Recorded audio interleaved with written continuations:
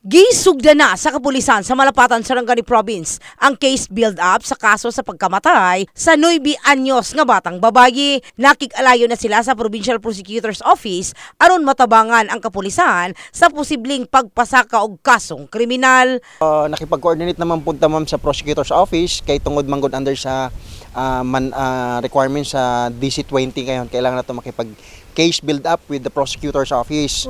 So sila magka-determine kung ano bang kung unsa ba ang dapat nga mga dokumento, mga proseso nga pagaymoon o mga information nga dapat i-gather in order nga makayang ma-file mo stand ang kaso nato sa korte. Kasi kung hindi siya mag-stand sa prosecution pa lang, hindi na nila i-go ang pag-file ng kaso. Giangko ni Police Major Roland Katuburan, hepe sa Malapatan Municipal Police Station nga sa karon, doon na sila tulo ka person of interest kalabot sa pagkamatay sa bata. Katong mga tao manggod nga during our investigation, may mga tao nga nakauban sa bata kung asa siya nagpuyo. So definitely sila yung mga initially atong mga person of interest.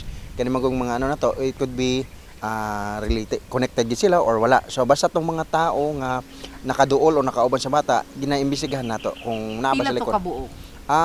For now ma'am, natay mga sa mga area ilang napuy-an manggod may tatlo ka area nga napuy-an. So it would be there also 3 individuals na tinitingnan natin kung meron bang connection doon sa kinalaman doon sa pangyayari. Samtang giangkon sa opisyal sa Barangay Sapu, Masla, Malapatan nga nabulabog sila dihang migula ang balita nga dunay bata sa ilang lugar nga namatay nga posibleng biktima sa sexual nga pagpangabuso.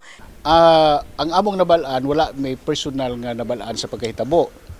Base mi dito sa result sa findings sa doktor. Unsay nakabutang?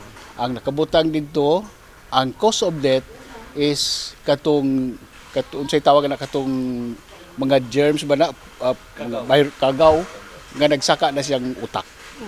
So kaya naghubag ang naong bata. So pagtanaw nila, naay something na hitabo sa ari niya.